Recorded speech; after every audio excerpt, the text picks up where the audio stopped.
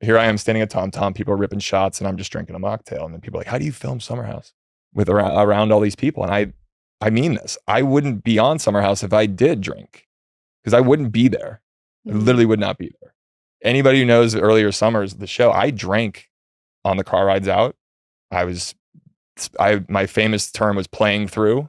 So I'd go out Thursday night in New York City, play through, shower, go to the production car the next morning. I'd have either a brown paper bag of twisted tea or whatever I wanted. And that's what I did for many summers. When do you think you realized you had an addiction to cocaine and alcohol? Honestly, I didn't want to admit it fully. I'll never forget. She's a woman. She's an executive at one of the companies we work with, and she's been very, very helpful and supportive of me over the years. And, you know, they knew what was going on. They were mic'd up half the time and they could see certain things. But I was basically sat down at one point in 2019 by executives that were like, hey, we're concerned. I was like, okay, it's my drinking. I got it figured out.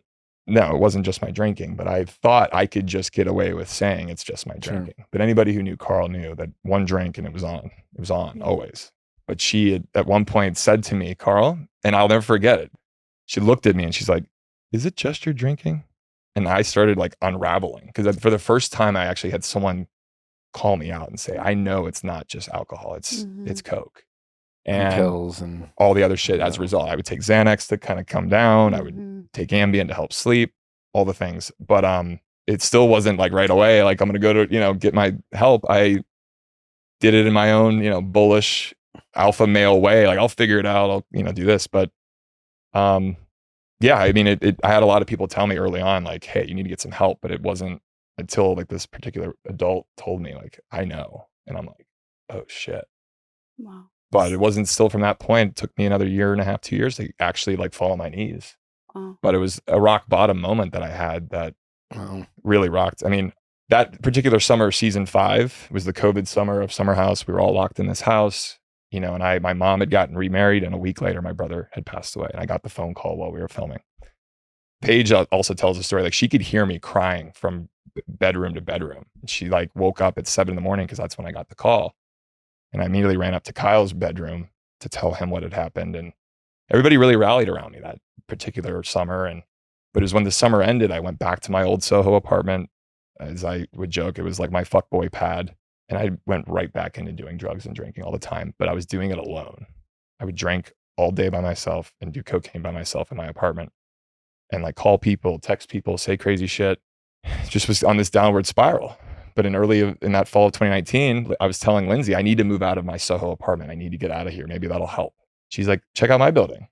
And I had been going to her building a fair amount, and her building had some availability. So I actually found an apartment in Lindsay's building that December of 2019 and moved in. And that's what developed our friendship even further. But I thought at the time, like, it'd be good to be around a friend if I'm going to actually go and like get sober. But yeah, I moved into that apartment, and first weekend, I told myself, I'm going to get in this new apartment. I'm not going to drink or do drugs in it. That lasted a day.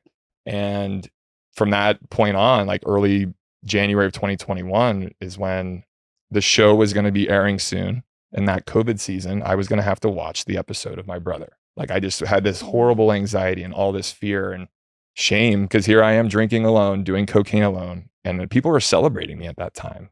Like, because I was seemingly doing okay publicly, and people were celebrating how I was reacting to my brother's passing. And it was the most, I mean, talk about, what's the term?